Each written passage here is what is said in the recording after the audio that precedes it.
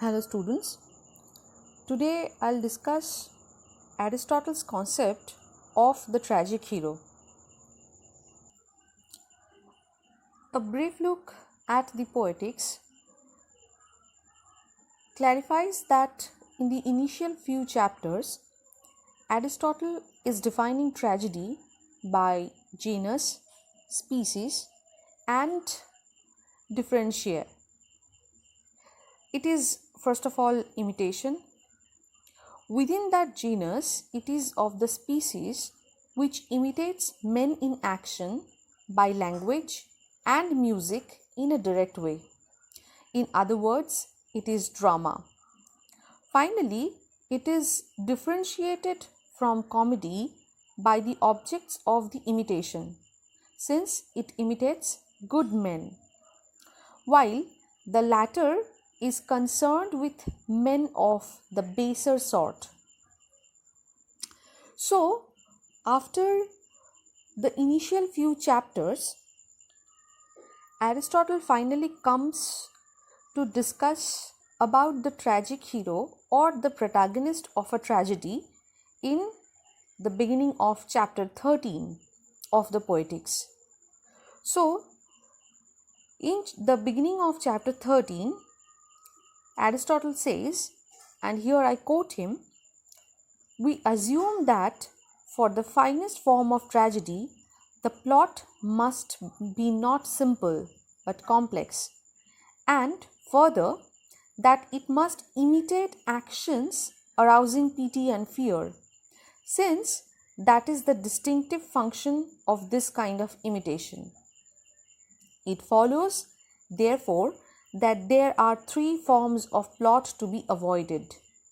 A good man must not be seen passing from happiness to misery, or number two, a bad man from misery to happiness. The first situation is not fear inspiring or piteous, but simply odious to us.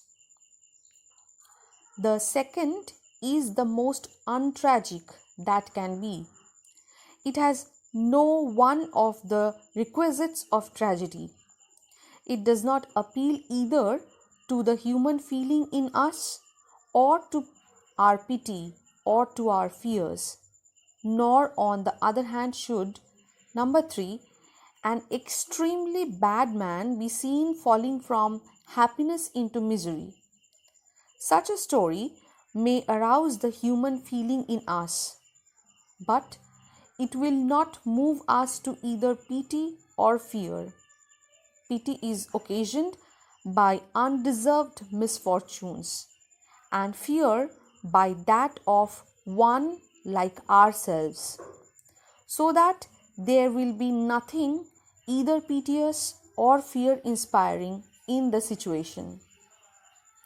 There remains then the intermediate kind of personage, a man not preeminently virtuous and just, whose misfortune, however, is brought upon him not by vice and depravity, but by some of great error of judgment, of the number of those in the enjoyment of great reputation and prosperity. For example, Oedipus, Thyestes, and the men of similar families.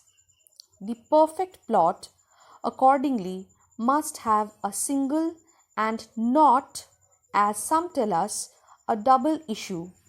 The change in the hero's misfortunes must be not from misery to happiness, but on the contrary, from happiness to misery, and the cause of it must lie not in any depravity, but in some great error on his part, the man himself being either such as we have described, or better, not worse than that.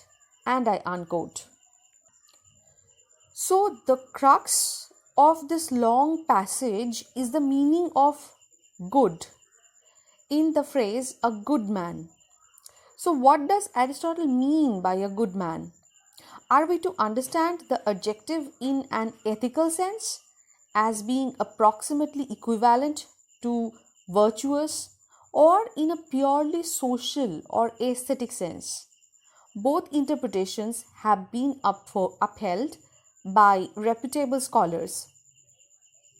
So, Aristotle makes it quite clear that the plot must not show a bad man under any circumstances, no matter what the course of his fortunes. He also says that a good man must not be represented passing from happiness to misery, since this is odious. What then is the tragic hero to be? Remains the question. Now, there remains the answer that Aristotle has given is that the tragic hero should be the intermediate kind of personage, a man not preeminently virtuous and just. The words here used to define the proper tragic hero are not preeminently virtuous and just, and it seems that they fix the meaning of good in the negative part of the passage, where we are told that a good man must not be seen passing from happiness to misery. So Aristotle must mean that a virtuous man must not be seen under these circumstances, but rather one not preeminently virtuous and just. So far the positive and negative parts of the exposition fit together and there is no inconsistency. So we can say that good, the word good, is to be understood in an ethical sense. But a difficulty seems to arise when we examine the words which close the same passage, where he says, "The man himself being either such as we have described, or better, not worse than that." Now, this is in itself not serious. However, we may suppose that Aristotle simply wanted to relax somewhat the rigor of his earlier statement in order to allow for deviations which he knew actually to exist among the existing contemporary Greek tragedies with which he was familiar. A more serious difficulty, on the other hand, presents itself when we compare the statements in chapter 13 with the statements that he has made in chapter 15, where he has informed us that the characters must be good.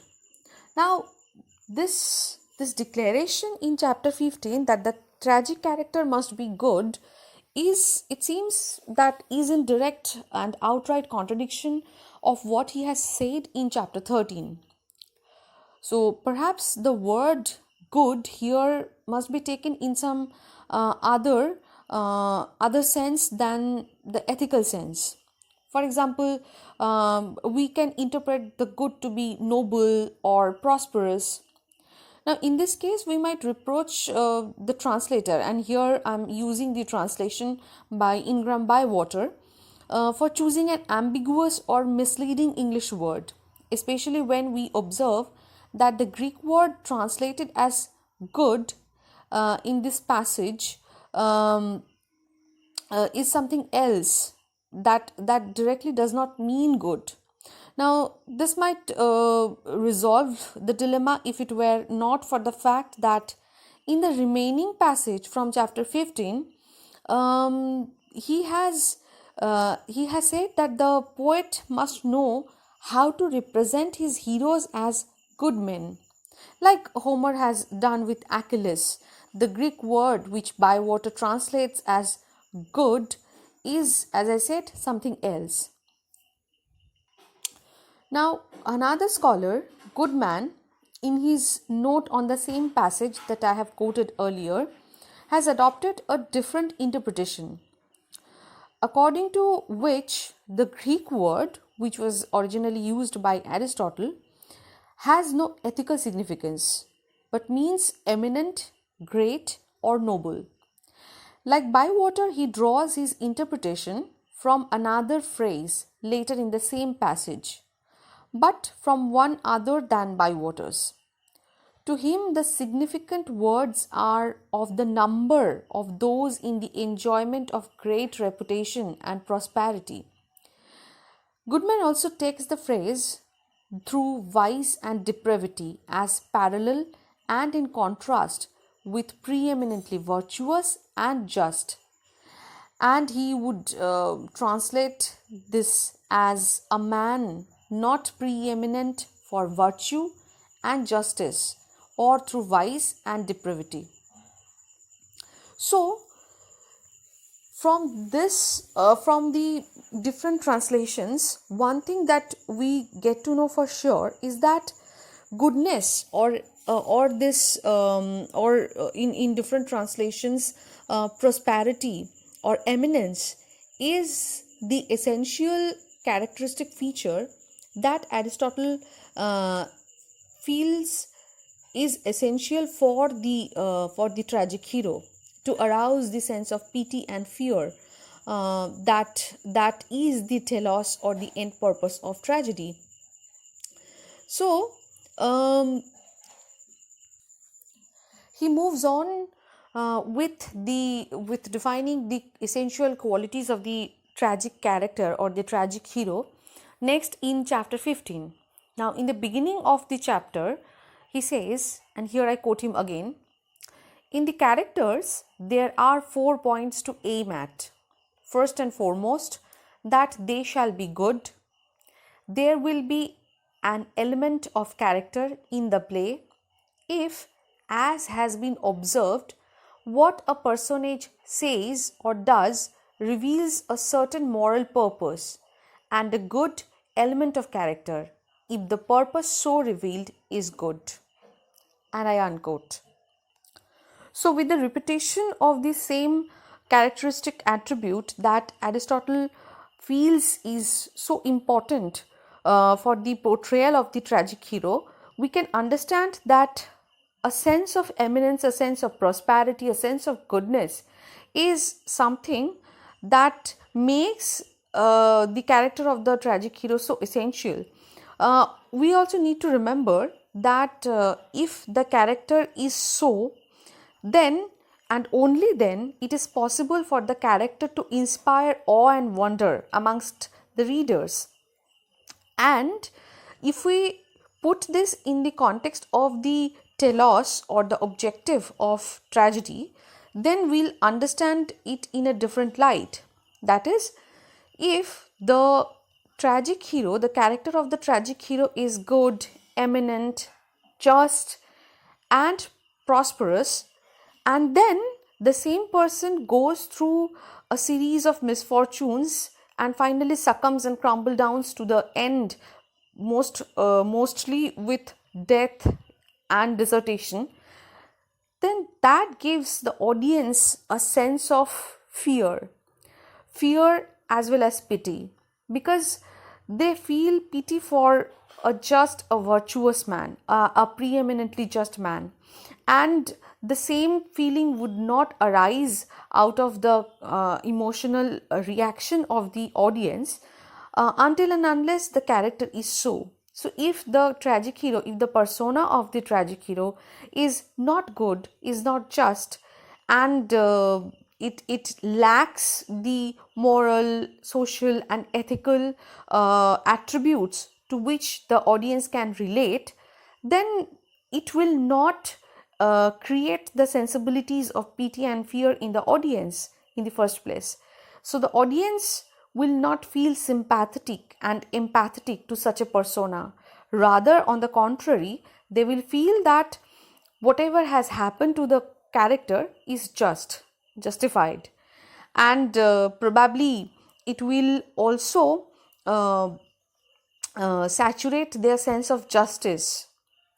So after we have discussed this characteristic called goodness in the character of the tragic hero, let us look at the other attributes that Aristotle deemed fit and necessary for the tragic character so that the emotions of pity and fear can be aroused. So immediately after the passage that I have quoted, he said, and here again I quote him, such goodness is possible in every type of personage, even in a woman or a slave, though the one is perhaps an inferior and the other a wholly worthless being. The second point is to make them appropriate. The character before us may be, say, manly, but it is not appropriate in a female character to be manly or clever. The third is to make them like the reality, which is not the same as their being good and appropriate in our sense of the term. The fourth is to make them consistent and the same throughout, even if inconsistency be part of the man before one for imitation, as presenting that form of character, he should still be consistently inconsistent. And I unquote. Then after that, Aristotle goes on giving us examples from Orestes, Ulysses in Scylla, and then in Iphigenia, from Iphigenia about Melanippe. So, amidst the examples that have been given, there are three key features that we could identify from this passage. One is appropriate, number two is like the reality, and number three is consistent. So, by appropriate, he has given us some clarification that by appropriate he means that the tragic hero, the way the tragic hero is portrayed, must suit or must abide by the expectations that we have of some such person in real life.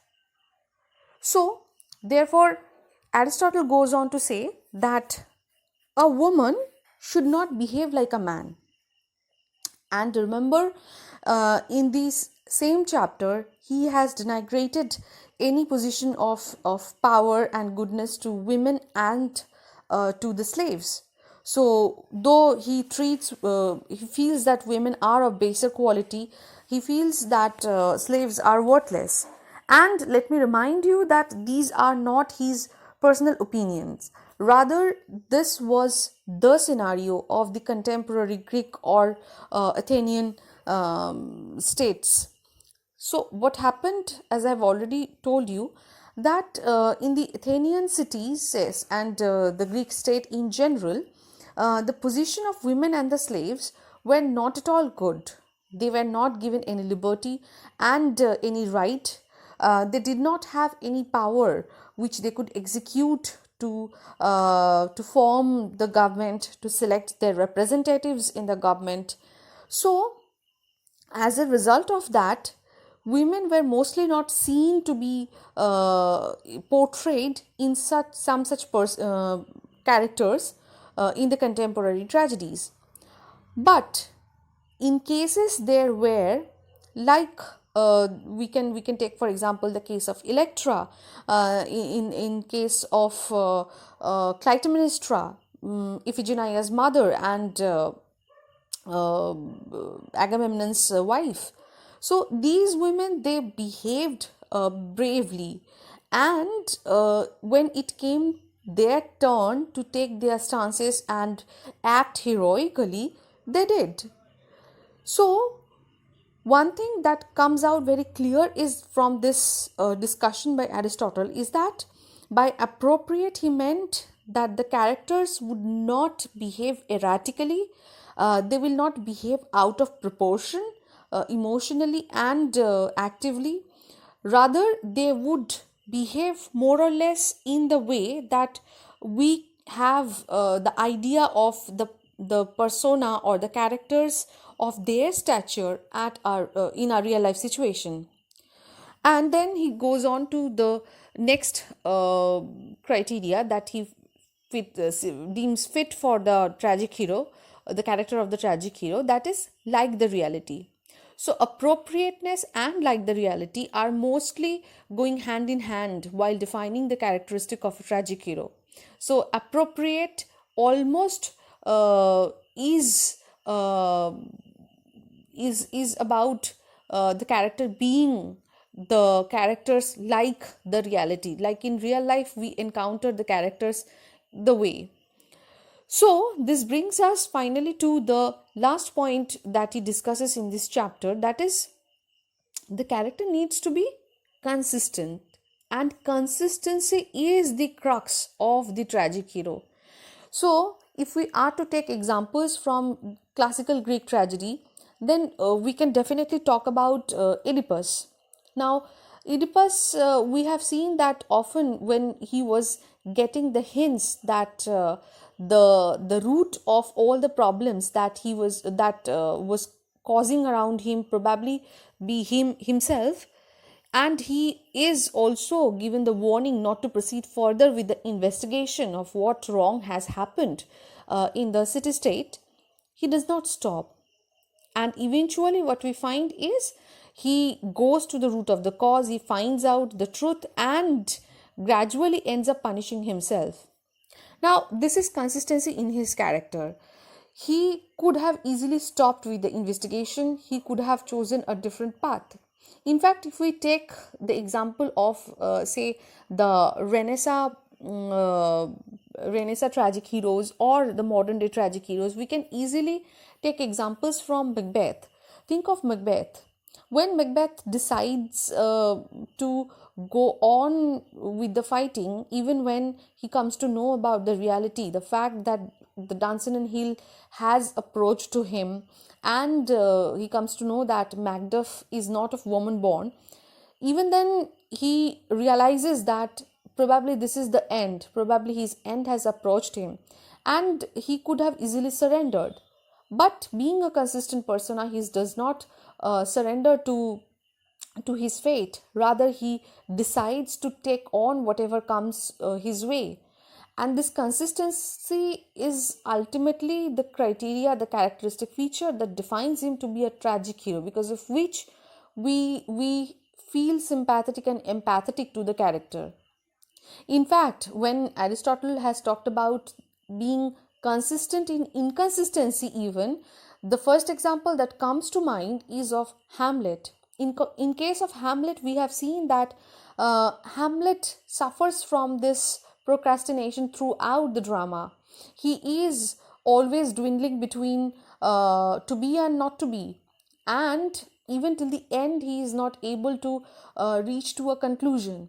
Now the result of all this is that Hamlet can be easily called some such tragic hero who should not be defined as a tragic hero, because he is not consistent at all. But then if we look from a broader perspective, we realize that Hamlet is one persona who is thoroughly inconsistent, and it is his inconsistency that actually is consistent in him. Even till the end, he is till the end inconsistent. That defines his consistency in being inconsistent. So whichever tragic character that we intend to take as examples, one thing is for sure, that we often find these characteristics of defined by Aristotle in poetics in the modern day tragic heroes. And though we know that Aristotle, while delivering his lectures about tragedy, which was based on the existing Greek tragedies, was not at all prescriptive. Rather, he was descriptive. He was trying to describe what was already existent, and by no means it was his intention to prescribe the way the neoclassicists later on decided to follow him strictly, abide by the things which have been discussed by him strictly while writing tragedies and while defining the modern day drama. So mostly the scholars have thought that these are the qualities which on and off are followed by the dramatists who write about tragedy, and who have successfully been able to create tragic characters. But of course there are deviations, and in fact T.S. Eliot's famous drama Murder in the Cathedral would be a very good example in this case, where we have seen Thomas A. Becket knowing very well that if he returns from France to Britain, he will definitely be murdered, because there was this rift between him and the king. And knowing very well that he is approaching his end, he is approaching his death, he returns to Britain, and as a result is also murdered, he gets killed. But this consistency in him with his desire to become a martyr is the feature that makes him the ultimate tragic hero. So in spite of being someone who is there to who is there to preach the ways of God to men, who should not aim for any reward in return, we have seen Thomas A. Becket to become the person who is aiming to become a martyr, and this greed, in this desire in him to become a martyr, is something which is the driving power, the driving force in him. So he is a person who is moral, just, preeminently good, and he was a prosperous man with the basic requirements of a good characteristics, appropriateness, and like the reality. And finally, he is consistent throughout the drama, makes him from the Aristotelian perspective an ideal tragic hero. So we have so many such other examples if we look at the history of drama and the tragedies which have been written and produced. So today I'll stop here, but in the next lecture we'll also try to know about the remaining features of the tragic hero. Thank you.